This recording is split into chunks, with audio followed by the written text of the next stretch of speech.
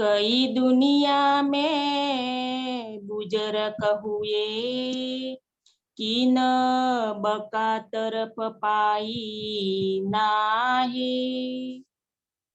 सो इलम नुकता इसे का, बैठावे बका माहे। बैठावे बका माहे। कई दुनिया में बुजरक हुए, कई दुनिया में बुजरक हुए। प्रणाम कुंदर साहब जी। आप हक श्री जी महाराज के धाम के धनी सच्चिदानंद स्वरूप आप श्री प्राणनाथ जी हमें यहाँ एक इलम से ये समझा रहे हैं कि हमें जो खजाना मिल गया है, हमें जो बात समझ में आई है, वो बात कोई ऐसी वैसी नहीं है। 14 तबको ढूंढया, सब रहे दूर से दूर। 14 लोक के ब्रह्मांड में सभी ने प्रियतम को ढूंढने की कोशिश की। ऐसा नहीं कि किसी ने कोशिश नहीं की, लेकिन कोई ढूंढ नहीं पाया। किसी को वो अनुभूति नहीं हुई, किसी को वो बात समझ में नहीं आई कि निराकार के पार क्या है, वो अखंड अविनाशी स्वरूप क्या है, उसकी लीला कैसी है, और उसके साथ हमारे संबंध कैसा है, उसका धाम कैसा है, एक भी शब्द कोई नहीं समझ पाया। कई दुनिया में बुजरक हुए, बुजरक माने कि बड़े बड़े, जिसको आज दुनिया भगवान कहकर पूजती है, बुद्ध और महावीर हो गए, कई तीर्थंकर अवतार हो गए, कई पैगंबर हो गए, कई ऋषि मुनि तपस्वी हो गए, इनको बुजरक कहा गया। कई दुनिया में बुजरक हुए, इतने बड़े ज्ञानी, इतने बड़ी जानने वाले, किन बका तरफ पाई नहीं। लेकिन इनमें से किसी ने भी अखंड तत्व की ओर कोई बात जानी नहीं, न कभी उस तरफ उनका ध्यान गया। ढूंढ ढूंढ के थके। इलम क्या है और ये इलम हमें ही क्यों प्राप्त हुआ? कुछ तो है हमारे भीतर, कुछ तो खासल खास है हम। इतनी बड़ी दुनिया में इतने लोग हैं, कई ज्ञानी, कई धर्म गुरु, कई बड़े बड़े पहाड़ जैसे कहते हैं, किसी को ये बात अखंड की समझ में न आई। सब इसी में उलझे पड़े हुए हैं और थक हार कर बस इस दुनिया को ही सब कुछ मान लिए कि जो कुछ भी है बस यही है, इससे आगे पीछे कुछ और है ही नहीं। कई दुनिया में बुजरक हुए, किन बका तरफ पाई ना है। किसी ने भी उस अखंड तत्व की ओर इशारा भी नहीं कर पाए। ऐसे संसार में हमें आज एक इल्म मिल गया जो अर्श की प्रत्येक बात हमारे दिल में पहुंचा देते हैं। सो इलम नुकता इसे का, बैठावे बका माहे। सो इलम नुक्ता इसे का। ईसा माने श्यामा जी, सदगुरुदेव चंद्र जी महाराज जो एक इलम लेकर आए। इलम नुक्ता इसे का, बैठावे माहे बका, ये हमें अर्श में पहुंचा देता है। यहां बैठे बैठे हम अर्श की, परमधाम की अनुभूति कर सकते हैं। ध्यान से सुंदर साथी, ये इलम यदि हम उसको पढ़ने में, सुनने में, समझने में, इसी में लगे रहे तो ये तो हमें कुछ नहीं दे पाएगा। इलम को बुद्धि में आना ये तो हो सकता है, इलम के अर्थ करना ये भी हो सकता है। हम दुन्नवी बुद्धि से इन शब्दों का कई प्रकार से अर्थ कर दे, ये तो संभव है। इलम नुक्ता इसे का, लेकिन इस शब्द के अर्थ समझने से अनुभूति नहीं होगी। सबसे बड़ी बात है अनुभूति होना। अर्श क्या, एक शब्द सुनते ही स्वयं को अर्श में पा लेना, तुरंत ही प्रियतम का मोहित कर देने वाला सुंदर स्वरूप दिल में बस जाए, उसकी अनुभूति हो जाए। अरे इन खुशबूदार हवाओं की खुशबू हमारे नथुनों तक पहुंच जाए, अर्श के संगीत की ध्वनि हमारे कानों को झंकृत कर दे, प्रियतम के संग बिताए हुए ये इश्क के पल तुरंत हमारे रोंगटे खड़े कर दे। इश्क की अनुभूति आते ही हम स्वयं को प्रियतम की बाहों में समाती हुई महसूस करें, दिल उत्तेजना से भर जाए, उसकी दबकार कुछ तेजी से बढ़ने लगे। ये अनुभूति है। बुद्धि में अर्थ हो सकते हैं, अनुभूति नहीं हो सकती। अनुभूति प्राणों के प्राण इसके हृदय में हो सकती है, आत्मा के हृदय से। हमारे भीतर आत्म, जीव और नश्वर तन तीनों दिए गए हैं। आत्म का हृदय अलग बात है, जीव का हृदय अलग बात है, और ये तन की गुण इंद्रिय की बात कुछ और है। ये तन की गुण अंग इंद्रिया ये संसार के पद प्रतिष्ठा, संसार की चाहत में लगी रहती।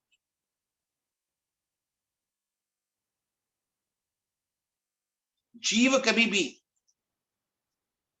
अपने प्रियतम की पहचान नहीं कर सकता।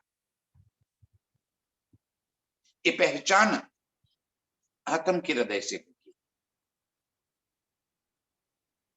वो सभी के भीतर है, आपके भीतर भी है, लेकिन हम शब्दों के अर्थ में ऐसे उलझ जाते हैं कि वहां तक अनुभूति हमारी पहुंचती ही नहीं।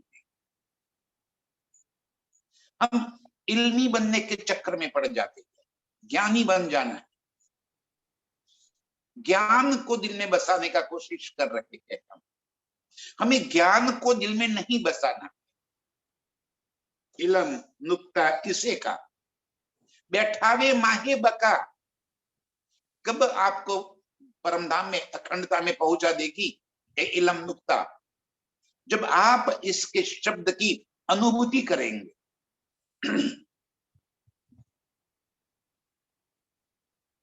ये जीव के अंतःस्करण को ही दिल का है, मन चित्त बुद्धि अहंकार,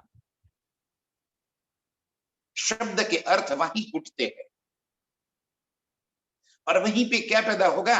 अहंकार ही तो पैदा होगा। प्रेम में तब्दील होना, अनुभूति होनी, वो बिना आत्मा के हृदय किसी और के दिल में नहीं हो सकती। ध्यान से सुंदर साथ जी, इलम नुक्ता तो सभी को मिल गया, अनुभूति कितने को हो रही है? आज हम सभी पारायण तो पढ़ रहे हैं, बानी भी पढ़ रहे हैं, सुन भी रहे हैं, बोल भी रहे हैं, लिख भी रहे हैं, सोच भी रहे हैं, अनुभूति क्यों नहीं हो रही? क्योंकि हम शब्दों के अर्थ में उलझे हुए हैं, उसमें उलझ जाते हैं, इल्म में हम उलझ जाते हैं और अनुभूति शून्य हो जाती है।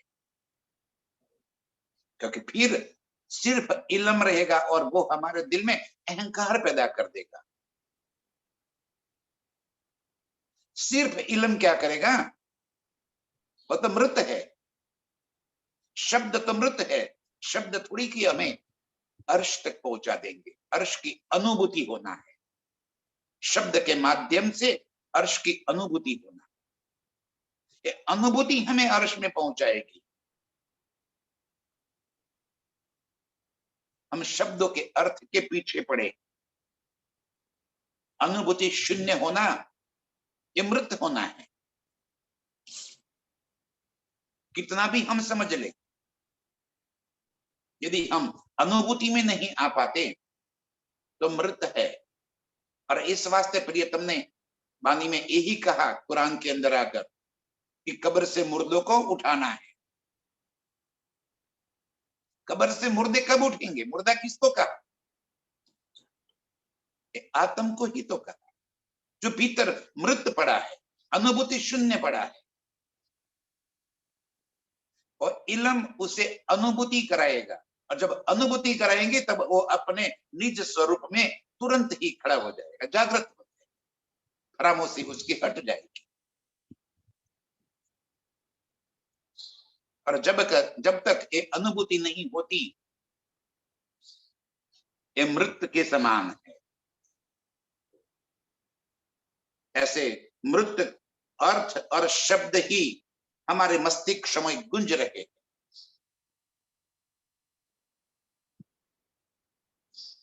क्योंकि हमने दिन रात इसी में लगे हुए हैं, ज्ञान अर्जित कर लेना है। ये मृत शब्द ही हमारे कानों में गूंज रहे हैं, हमारे मस्तिष्क में गूंज रहे हैं, और हम समझते हैं कि हमने परमात्मा को पहचान लिया। कितनी बड़ी भ्रांति में पड़े हैं हम।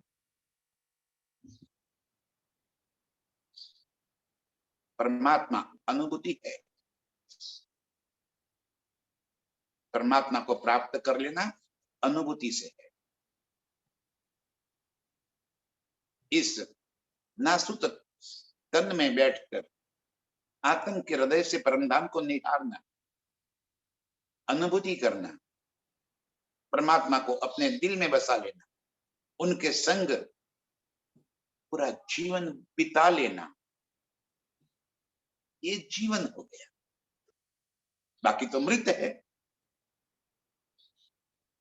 ऐसे मृत अर्थ और शब्द ही हमारे मस्तिष्क में गूंज रहे हैं और उनके बोझ से हम पीड़ित हैं। जाने अनजाने हम सभी अनुभूति की बजाय, चितवन की बजाय, चितवन के सुख लेने की बजाय इल्म के चक्कर में पड़ गए। रात दिन हमारे दिमाग में इसी के अर्थ गूंज रहे हैं, शब्द गूंज रहे हैं। हम पीड़ित है, वे हमें मुक्त नहीं कर सकते। ये शब्द हमें कोई बात नहीं दे पाएंगे। बल्कि हमें और अधिक बंधन में डाल देंगे। हम जड़ता से जुड़ जाएंगे, जड़ता हो जाएगी भीतर, ऐसा ही है वैसा ही है, क्योंकि शब्द के चक्कर में पड़ गए और शब्द से झगड़ा करने लगे, क्योंकि हम शब्द के बंधन में बंध जाते हैं। अर्श की प्रत्येक चीज चित्त चाहिए है। अर्श की हर न्यामत रूहे जैसे चाहे वैसे है, ये अनुभूति का विषय है।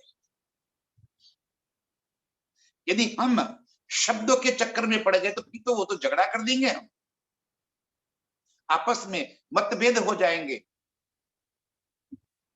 और देखो आज वही पीड़ा हो रही है, आज वो ही पीड़ा हम सब भुगत रहे हैं। राज्य के गले में कितने हार है, पर पहला हार कौन कौन सा है, आखिरी हार कौन सा है? क्या कभी अनुभूति हुई है आपको?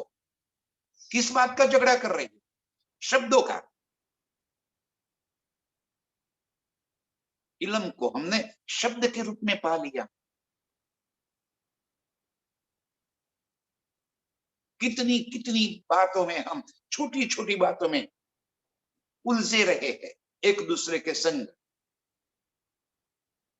शब्दों के चक्कर में झगड़ा कर रहे हैं, हम मृत हो गए। हम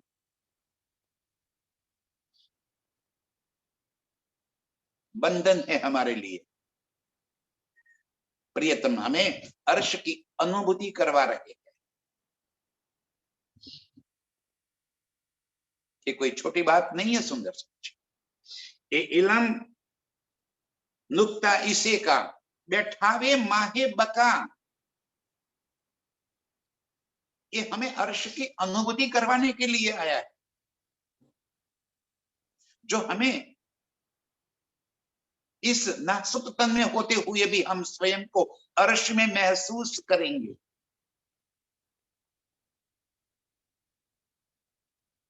शब्द कानों में पड़ गया मूल मिलावा, फिर मूल मिलावा कैसा है वो बात छोड़ दो, आप स्वयं को मूल मिलावे में महसूस करो।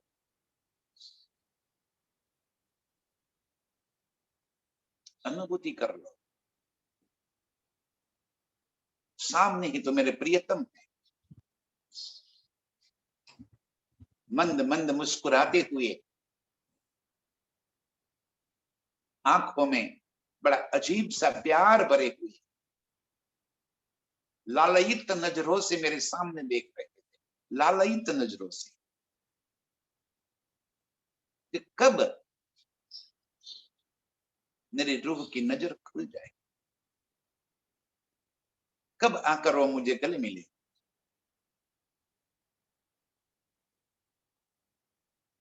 बैठावे माहे बता,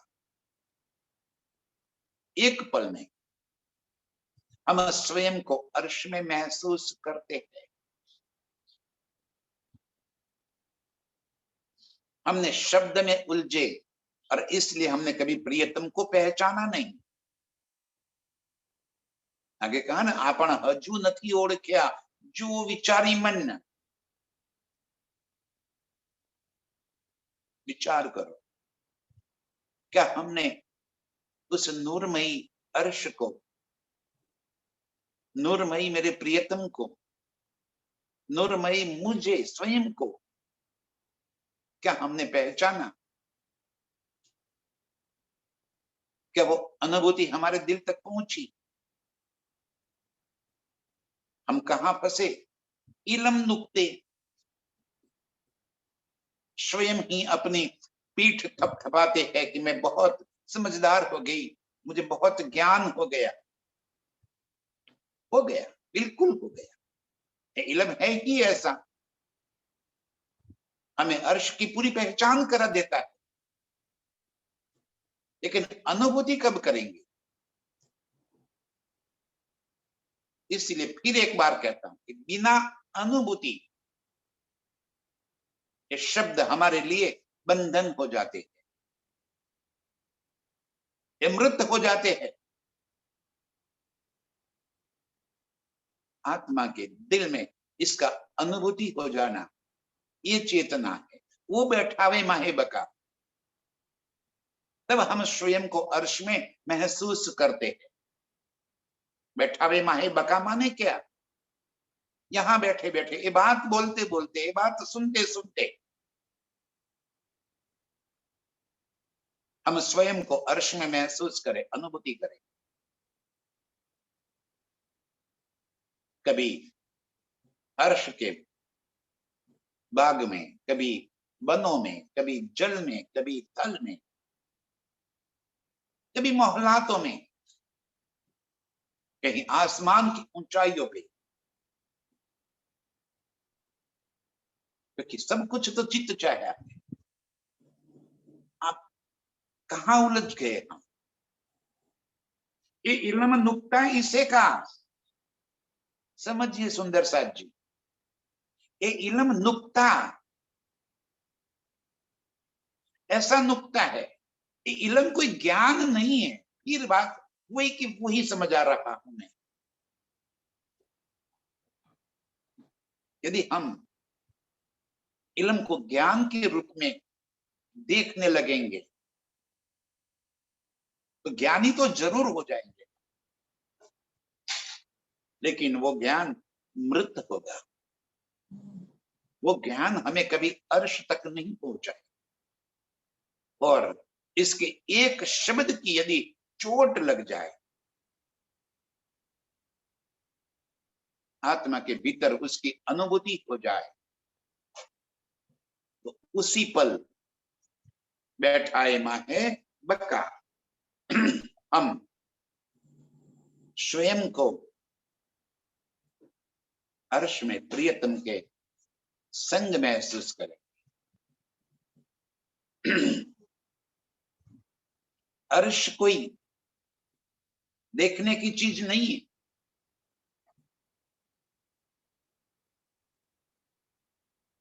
मेरे प्रियतम का स्वरूप, उनका श्रृंगार, ये कोई देखने की चीज नहीं है।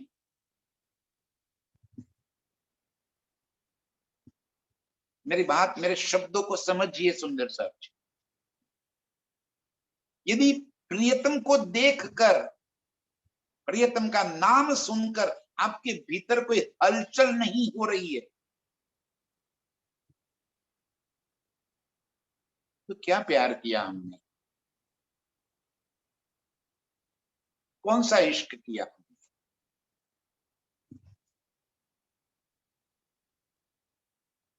नाम सुनते ही देखने की भी क्या आवश्यकता है?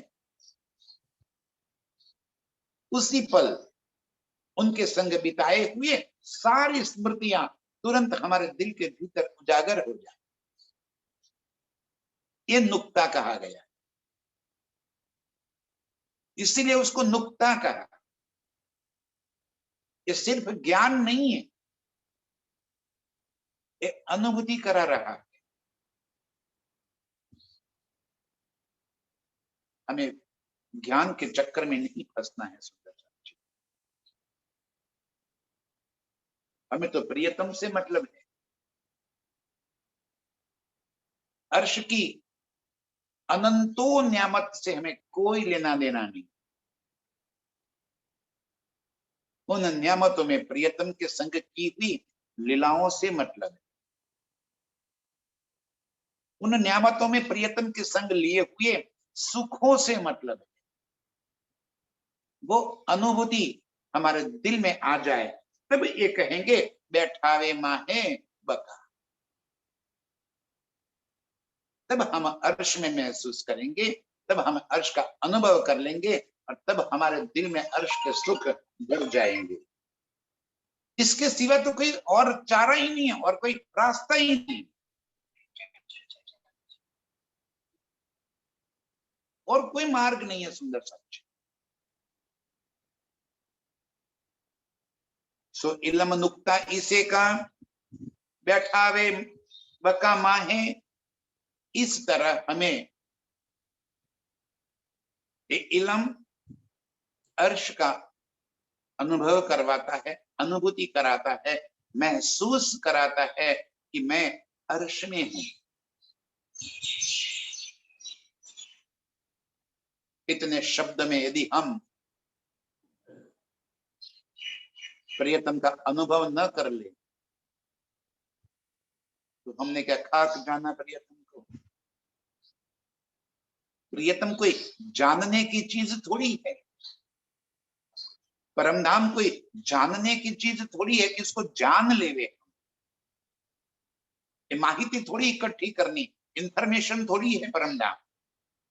ये इलम क्या हमें परम धाम का इंफॉर्मेशन देने के लिए आया है? ना समझो सच्ची। बैठावे माहे बका, इसीलिए उसको नुक्ता कहा। यदि इस नुक्ते से हमने अर्श का अनुभव न कर दिया तो ये इलम ही रह गया, फिर कोरा इलम जो हमारे अहंकार को पोषता है, हमारे अहंकार की तृप्ति होती है कि हाँ मैंने सब कुछ जान लिया, मुझे इलम समझ में आ गया, अहंकार की तृप्ति होगी। और अर्श में बैठना है, जागृत होना है। इनके एक एक शब्द से हमें प्रियतम की पहचान करके अनुभूति में ला जाना है, स्वयं को वहीं पे देख लेना है। एक ऐसा इलम है जो हमें बैठावे माहे पका, हमें अर्श में पहुंचा देता है।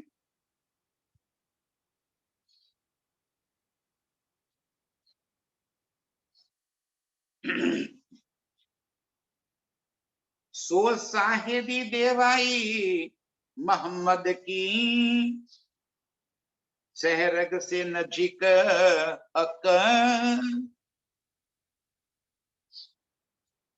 सो साहेदी देवाई मोहम्मद की, बसरी सूरत मोहम्मद साहब के मुखारविंद से अर्श की जो बानी यहाँ पे अवतरित हुई, वो कुरान में हम रूहों के वास्ते इसकी साक्षियां दिलवाई। क्या जरूरत थी कुरान की इस संसार में लाने की? जब आप स्वयं धनी जी मोहम्मद साहब के तन के अंदर इस खेल के अंदर आए, तब तो अर्श की कोई रूहें इस खेल में थी ही नहीं। किसके वास्ते इल्म लाए? मुसलमानों के वास्ते ना, एक कुरान हम रूहों के वास्ते लेकर आए। क्यों? क्या आवश्यकता थी हम रूहों को? कि हमें इसमें साक्षियां मिल जाए। इस वास्ते कुरान को नजुमी किताब कहा गया है। नजुमी माने जिसमें भविष्यवाणियां लिखी हुई हो। तो पूरी कुरान भविष्यवाणियां लिखी है। किसके बारे में? तो हम रूहों के बारे में। फरदा रोज 1000 साल बाद वो ही प्रियतम अक्षरातीत इस खेल में आएंगे, अपनी रूहों के साथ आएंगे, अपनी रूहों को जगाएंगे, 2 तन में लीला करेंगे, 120 साल की लीला होगी। उस समय हकीकत और मारिफत के ज्ञान इल्म को जाहिर कर देंगे और इस हकीकत और मारिफत का इल्म दिल में लेकर रूहे अपने निज स्वरूप अर्श अजीम में पहुंचेगी। ये सारा क्या है? नजुम, भविष्यवाणियां। किसके वास्ते? हम रूहों के लिए। सो साहिबी देवाई मोहम्मद की। और इस तरह कुरान में मोहम्मद साहब के मुखारबिंद से ये साक्षियां दिलवाई गई। कौन सी साक्षियां? सहरग से नजीक हक, उन रूहों के दिल के भीतर प्राण नली से नजदीक प्रियतम विराजमान है। ये साक्षियां दिलवाई। अब तो ईमान लाओ, अब तो विश्वास कर लो। आगे आकर हम रूहों के वास्ते हम कहीं भटक न जाए, हम कहीं उलझ न जाए, और कहीं उलझ गए हैं तो फिर सुलझ जाए, सही मार्ग पे पहुंच जाए। इस वास्ते हमसे पहले आकर कुरान लेकर आए और हमारी ही सारी साक्षियां, हमारी ही सारी शाहिदियां आकर उसमें लिखवा दी। और ये बात उन्होंने कह दी कि मेरी रूहों के दिल के नजीक सदा मेरा निवास स्थान है। मैं कहाँ बैठा हूं? अपनी रूहों के दिल में बैठा हूं। मैं उनसे मैं एक पल भी दूर नहीं। अब जबकि मूल स्वरूप तो अर्श में है, ये जो सपन का शरीर मिला, ये जो नासवान तन जिसके माध्यम से अर्श में बैठी बैठी रूह इस खेल की अनुभूति कर रही है, प्रियतम ने इस नासुत तन को भी अपने नजरों से दूर नहीं किया। नजर से न काटी मुझे अव्वल से आज दिन। सोचिए जरा, क्यों कर कहू मेहर महबूब की आह करत उपरम। मूल तन तो उनके चरणों में ही है, और फरामोशी का जो तन है एक, तो इस फरामोशी के तन को भी प्रियतम ने अपने नजरों से दूर नहीं किया। इस फरामोशी के तन के भीतर आकर बैठ गए और आज हमें इस इल्म से अपनी पहचान करवा रहे हैं, अपनी अनुभूति करवा रहे हैं। अनुभूति तो तब होगी ना जब सहरग से नजीक हुए गया, तब तो अनुभूति होगी जब प्रियतम हमारे दिल में बैठ जाएंगे। और दिल में कैसे बैठेंगे? अभी तो दिल में क्या भरा पड़ा है? हमने सारी दुनियादारी दिल में भरी पड़ी है, सारी दुनिया की होशियारी चालाकियां हमारे दिल में भरी पड़ी है, दुनिया की उम्मीदें अपेक्षाएं हमारे दिल में भरी पड़ी है। बोलने से थोड़ी सहरग से नजीक हो जाएंगे हक। एक बार तो एक कचरा निकालो दिल से। ये दिल से कचरा निकालने के लिए ये बानी आई है, साफ करसी सबन को, ये साफ करने के लिए। और साथ जी साफ हुए बिना अखंड में क्यों पहुंचत? बिना साफ हुए हम कैसे अर्श का अनुभव कर पाएंगे? सो साहिदी देवाई मोहम्मद की सहरग से नजीक हक। प्रियतम हमारे दिल के नजदीक, दिल के भीतर बैठे हैं, इस बात की अनुभूति कर लो। इल्म यही हमें स्मृति में दिलाने के लिए आया है।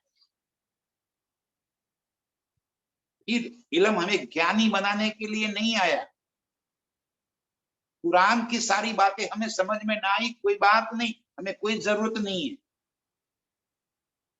हमें क्या समझना है कि मेरे प्रियतम ने मेरे लिए क्या कहा है, नजुम क्या भविष्यवाणियां लिखी है मेरे रास्ते। और ये भी यहां तक ही आवश्यकता है जब तक हमारा ईमान दृढ़ न हो जाए। बस ईमान दृढ़ हो गया, बाकी कोई चीज की आवश्यकता नहीं है। सुंदर साथी, फिर शब्दों की आवश्यकता कहां रहेगी? शब्दों की आवश्यकता तो तब तक है जब तक प्रियतम को हमने अनुभव नहीं किया, जब तक हमने अर्श में अनुभव नहीं किया, तब तक इन शब्दों की आवश्यकता है। फिर आप शब्द से परे हो गए, आप शब्द से आगे निकल गए, इल्म से हटकर आप अनुभूति में पहुंच गए। फिर शब्दों की क्या आवश्यकता है? सहरग से नजीक हक, जब प्रियतम ही मेरे दिल के भीतर बैठ गए तब मेरे उनको पहचानने की आवश्यकता पड़ेगी। फिर अरे वो तो भीतर बैठ के भीतर की अनुभूति होगी, फिर मुझे शब्दों के सहारे की आवश्यकता नहीं है। शब्दों के सहारे की आवश्यकता तो तब तक है जब तक हमने उनको दिल में बैठाया नहीं, जब तक उनका अनुभव नहीं हुआ, तब तक शब्द का सहारा चाहिए। फिर तो हम रहनी में जागृत अवस्था में पहुंच गए। रहनी रूह पहुंचा वही, कहनी लग रही चाम। फिर तो रूह पहुंच गई, फिर कहने की आवश्यकता नहीं रहेगी, कहने की जरूरत समाप्त हो जाएगी। सहरग से नजीक का हक, बस इस बात का अनुभूति कर लो, अनुभव कर लो कि प्रियतम मेरे भीतर बैठे। सोचो, उन्होंने हमें एक पल के लिए अपने से अलग नहीं किया।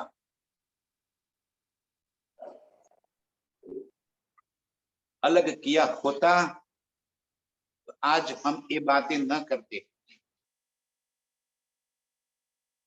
प्रियतम के नजदीक होते न होते तो हम आज दुनियादारी की बातें करते होते। परम धाम में प्रियतम के स्वरूप की और अर्श की लीलाओं के बारे में कभी बात न करते। कुछ और अधिक बल करने की आवश्यकता है।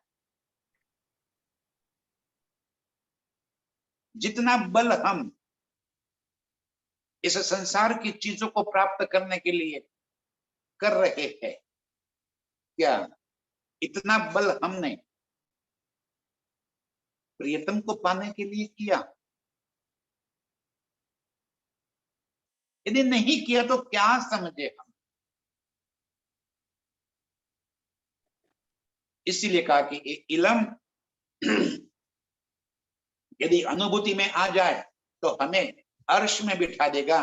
यदि शब्द में उलझे रहे तो पूरा जीवन शब्द में ही उलझते रहते जाओगे, पूरा जीवन।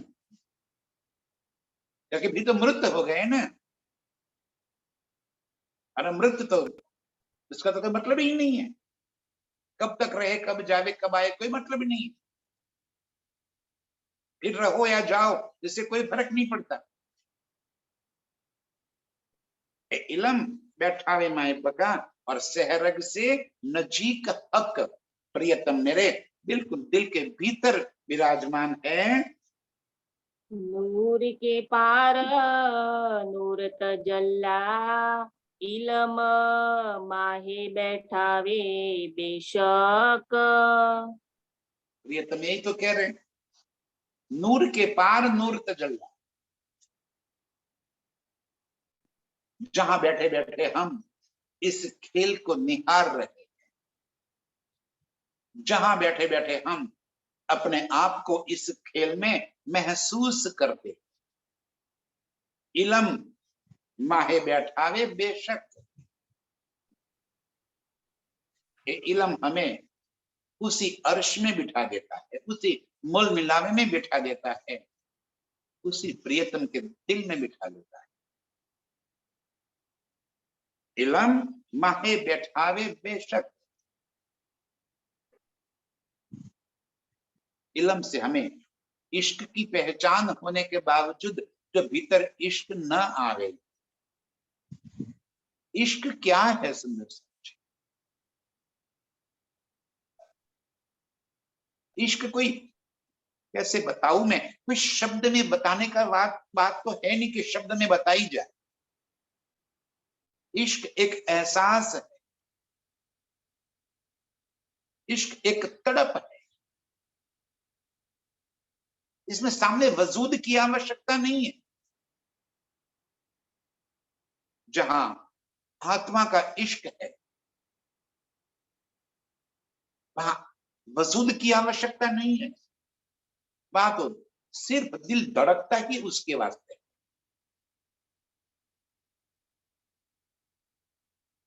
ये जो दुनिया का इश्क है, नफसी विकारी इश्क, इससे इसको कोई लेना देना नहीं। इश्क करने के लिए मुझे तेरी आवश्यकता नहीं है। मुझे इश्क करना है, तू रहे ना रहे, तू मिले ना मिले, मुझे मेरे इश्क से मतलब है। ये वन साइड, एक तरफा प्यार, जो प्रियतम के पर मर मिटने को तत्पर हो, प्रियतम के एक एक शब्द के ऊपर अपने आप को कुर्बान करने वाला, वो इश्क आत्मीय इश्क है। और वो हमें अर्श का सुख देता है। नूर के पार नूर तजल्ला, नूर के पार विराजमान मेरे अक्षरातीत प्रियतम, अखंड परम नाम, इलम माहे बैठावे बेशक, ये इलम मुझे उसी पल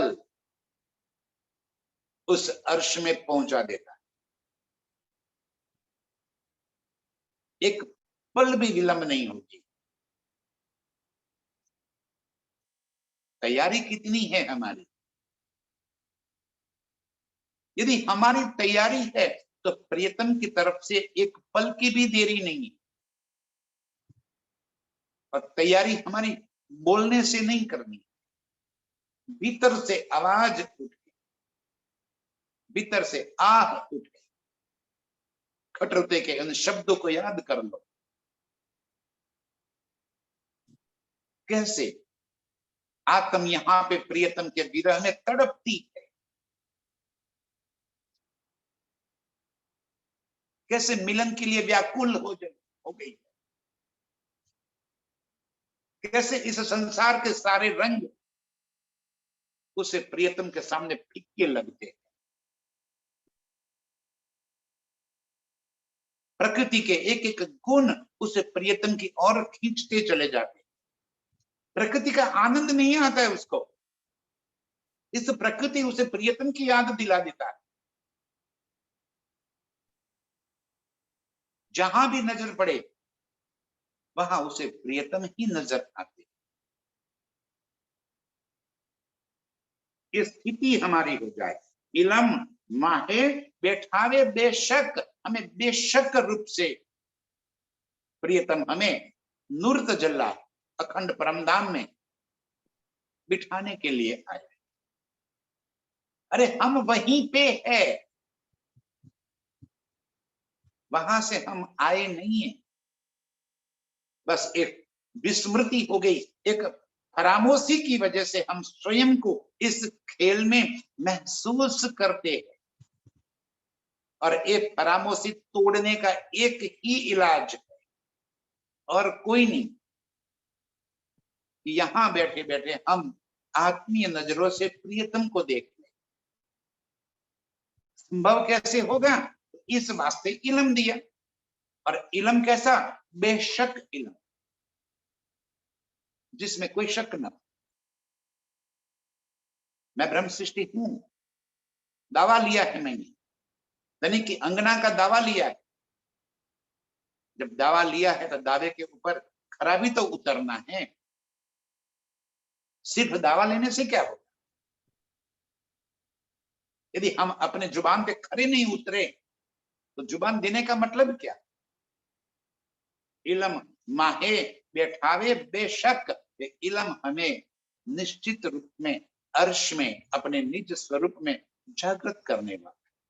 हम यहां बैठे बैठे पल पल अपने आप को अर्श में महसूस करेंगे। ये बल है इस इलम का। और इस तरह हमें अर्श में अपने आप को बिठाना है। घीन तू सुख बेशक के, जो इलम दिया नसीहत। धनी जी फरमा रहे, जिन तो सुख बेशक के, प्रियतम ने जो बेशक कर दिया हमें, अब ये बेशकी के गुण तो गिनती करते जा।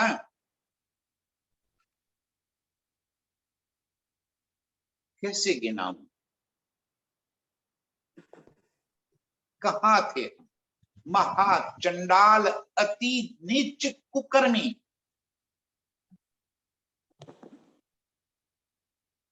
कहाँ फंसे थे? याद कर लो। प्रियतम से इस मिलन से पहले हमारी मनोस्थिति क्या थी? कहाँ उलझे थे हम? किन चाहतों में भरे हुए कैसे हम पागलों की तरह इस संसार के भीतर दौड़ रहे थे। बस हाथ पकड़ा और अपनी ओर खींच लिया। मैं हो गई तुम्हारी, मेरा प्रेम दीवानी। एक पलक में भीतरी परिवर्तन कर दिया, जैसे कोई जादुई शक्ति ने सम्मोहित कर दिया। वरना हम तो बहुत बुद्धिमान थे। सोचो कितने बुद्धिमान थे हम तो। ये दुनिया की सारी चतुराई हमारे भीतर पड़ी थी, सारी चतुराई दुनिया की। इतने होशियार थे। कैसे हम खेल में मस्त होकर गुजर रहे थे। क्या हालत कर दी हमारी। जरा उस गुण को याद कर लो, कहां से जाकर कहां बिठा दिया। इस संसार के झूठ से हटाकर अखंड के सुखों में बिठा दिया। दिल में अर्श भर दिया, अर्श की न्यामतें दिल में भर ली। गुण याद करो।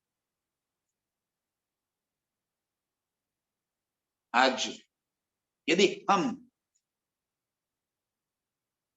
ये बात सुनते ही समझकर प्रियतम के संग अपने आप को जोड़ सकते हैं, तो वे हमारे बलबूते का काम नहीं है।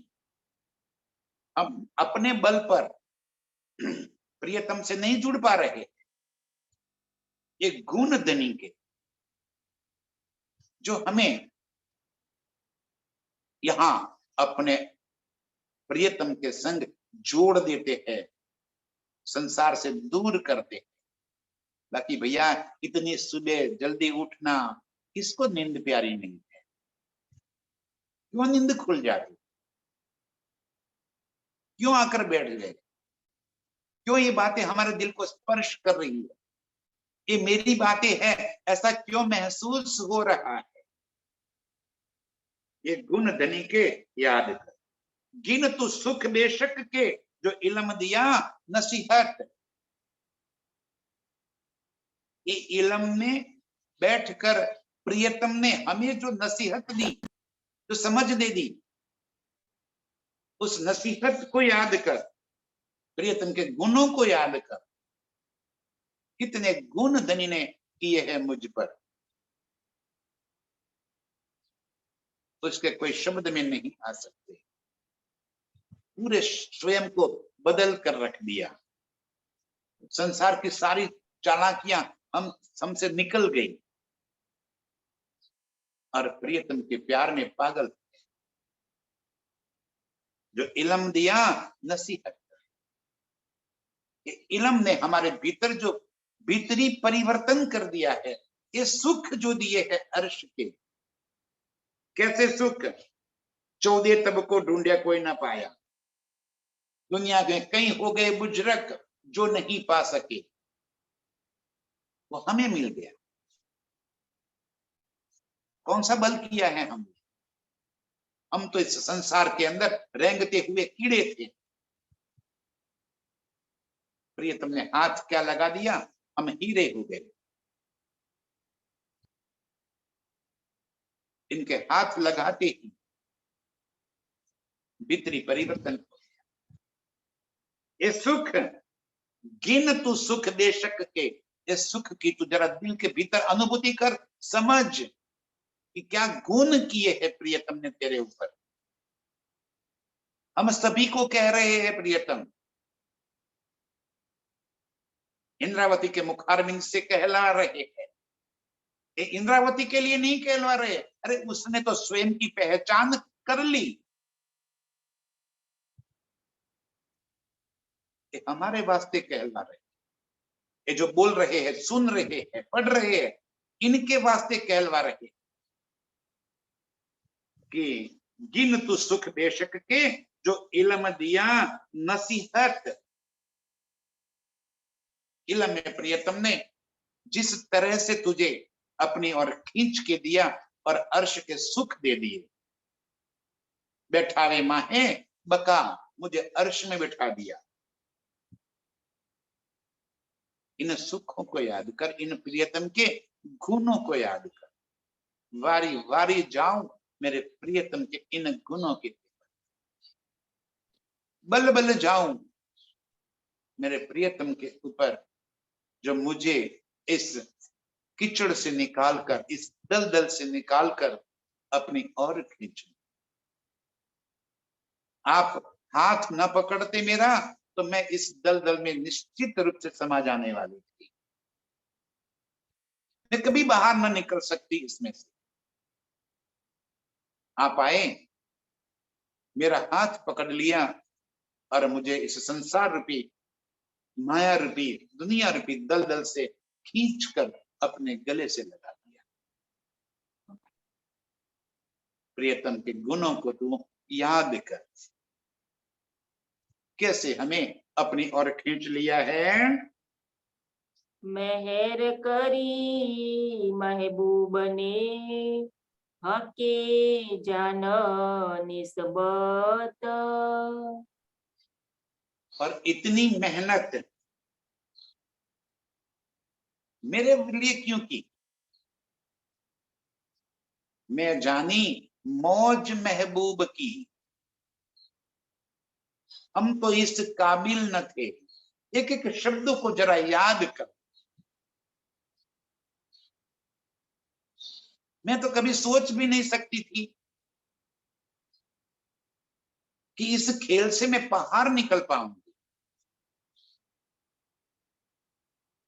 मेरे बलबूते पर तो कभी कुछ नहीं हो सकता। मेहर करी महबूब ने,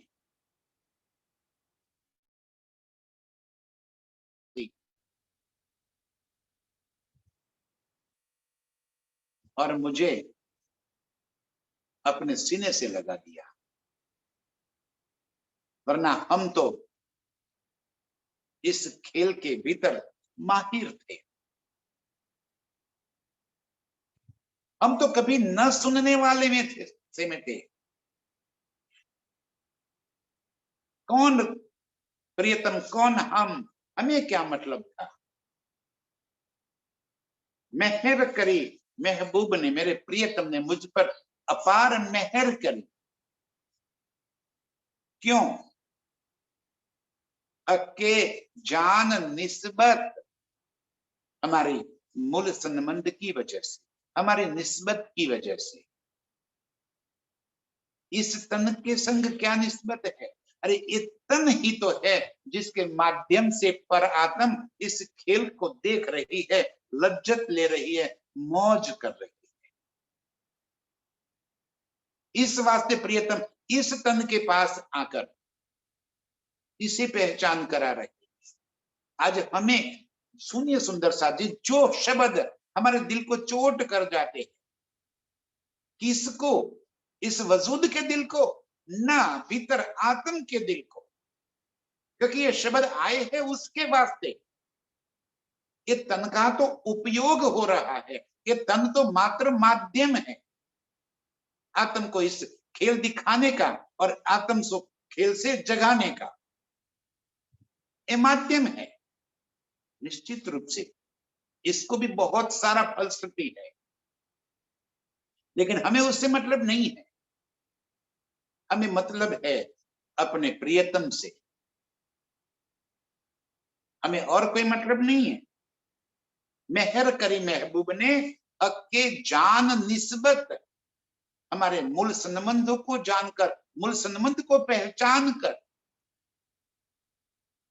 प्रियतम हमारे पास आए और आकर हमें अपनी पहचान करा दी एक इल्म से, और हमने इस पहचान को स्वीकार भी कर दिया, प्रियतम के प्यार को एक्सेप्ट भी कर लिया। ये भी उनकी मेहर से, बाकी कौन तुम कौन हम कभी पहचान ना करते उनकी। मेहर करी महबूब ने हक के जान निस्बत, अर्श के हमारे मूल संबंध निस्बत, मैं ही तो निस्बत हूं उनकी। कौन है निस्बत? अर्श के अनंत न्यामती, प्रियतम का ही तो नूर है। पशु पंछी, बाग बगीचे, मोहलाते जल, चिमी तेज वायु, आकाश, वन बगीचे, हर चीज तो प्रियतम का नूर है। हम रूहें भी प्रियतम का नूर है। तो क्या अब अंतर है? सोचिए जरा। अर्श की प्रत्येक न्यामत प्रियतम का नूर है और हम रूहें भी प्रियतम का नूर है। तो हम रूहों में और अर्श की न्यामतों में अंतर क्या है? अंतर इतना ही है कि हम रूहों के वास्ते अर्श की न्यामतें हैं, अर्श की न्यामतों के वास्ते हम नहीं है। हमारे वास्ते अर्श की न्यामतें, हम रूहों को रिजाने के वास्ते प्रियतम अनंत स्वरूप धारण करके खड़े हैं, क्योंकि हम निस्बत है, हम प्रियतम के दिल में बसते हैं। प्रियतम और हमारे बीच में इश्क का नाता है। पूरा अर्श इश्क से ही लबालब भरा हुआ है, लेकिन इश्क के स्वरूप सिर्फ हम रूहें। अंतर जान लीजिए सुंदर से। निस्बत क्या है? निस्बत को पहचानिए। अर्श की पूरी हकीकत निस्बत ही तो है, पूरी हकीकत राज्य का ही स्वरूप है। लेकिन हम रूहें रंग माहौल में प्रियतम के संग विहार करने वाले, अर्श की अनंत न्यामतों में हम प्रियतम के संग विहार करने वाली, इस वास्ते हम निस्बती है। हमें रिजाने के लिए अनंत स्वरूप है। अर्श की सारी हकीकत निस्बत के वास्ते, निस्बत नहीं है तो अर्श की हकीकत नहीं है, निस्बत नहीं है तो अर्श में वहदत नहीं है, निस्बत नहीं है तो अर्श में खिलवत नहीं है। फिर तो क्या बचा? मारिफत। फिर तो बचा ही मारिफत, एक अक्षरातीत ही तो रह गए। यही तो स्वलीला अद्वैत है। निस्बत को जानकर, निस्बत को पहचान कर, निस्बत के वास्ते प्रियतम इस खेल के अंदर एक बेशक इल्म लेकर आए, ताकि हमें प्रियतम का अनुभूति हो, पहचान हो और हम स्वयं को अर्श में जगा सके। ये इल्म हमें निश्चित रूप से अर्श में बैठा देगा जब हम अनुभूति करेंगे। यदि शब्दों में उलझ गए तो कभी भी पार नहीं पार सकेंगे, क्योंकि शब्द उलझाते हैं तो हम अमृत हो जाते हैं। ऐसे बिना शब्दों में उलझे इस इल्म से प्रियतम की पहचान करके, प्रियतम के दिल में बसने वाली, अर्श में बैठने वाली निस्बती रूहों के चरणों में कोटि कोटि प्रणाम। प्रणाम। हके जान निस्बत, हके जान निस्बत, गिन तू सुख बेशक के, गिन तू सुख बेशक के, जो इल्म दिया नसीहत, जो इल्म दिया नसीहत, मेहर करी महबूब ने, मेहर करी महबूब ने हके जान निस्बत हके जान निस्बत हके जन निस्बत निस्बत बोलो श्री श्री प्राणनाथ प्राणनाथ प्यारे प्यारे की की जय।